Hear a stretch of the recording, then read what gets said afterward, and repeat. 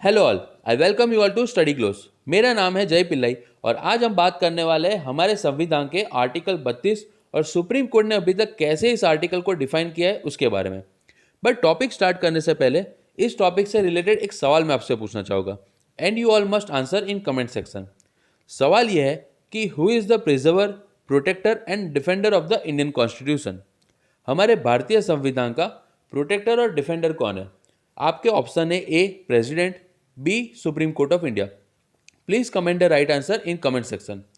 तो article 32 B R Ambedkar ने कहा था कि ये आर्टिकल हमारे संविधान में सबसे ज़्यादा इंपॉर्टेंट है, ये हमारे संविधान की आत्मा है। तो इसी से आप अंदाज़ा लगा सकते हैं कि आर्टिकल 32 हमारे लिए कितना ज़रूरी है। आर्टिकल 32 हमें ये अधिकार देता है कि अगर हमारे फंडामेंटल राइट्स कभी भी हनन हो रहे हैं तो हम डायरेक्टली सुप्रीम कोर्ट जा सकते हैं, उनका दरवाज़ा खटखटा सकते हैं। ये याद रखिएगा कि आर्टिकल 32 भी एक फंडामेंटल राइट्स ही है।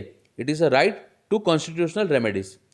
और आपको पता होगा कि हमारे सारे फंडामेंटल राइट्स संविधान के पार्ट 3 में आते हैं।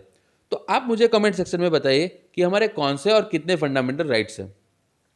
आपको ये बात भी पता होनी चाहिए कि आर्टिकल 32 को इमरजेंसी के अलावा हम कभी भी सस्पेंड नहीं कर सकते।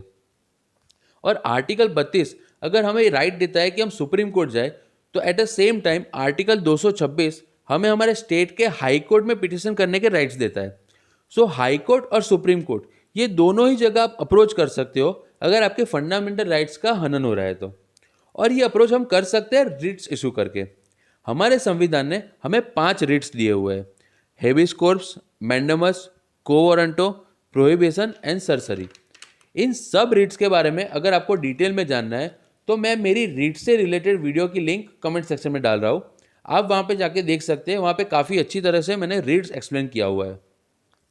तो आर्टिकल 32 हमारे लिए इसलिए भी इतना इम्पोर्टेंट है कि सिविल या क्रिमिनल केस में हम पहले ट्रायल कोर्ट में अपील करते हैं, उसके बाद हाई कोर्ट में एंड देन सुप्रीम कोर्ट।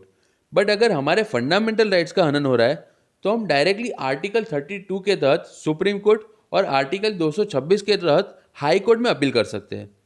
एक बात आपको भूलनी नहीं चाहिए कि आर्टिकल 32 हमारे फंडामेंटल राइट्स है, बट आर्टिकल 226 हमारे फंडामेंटल राइट्स नहीं है।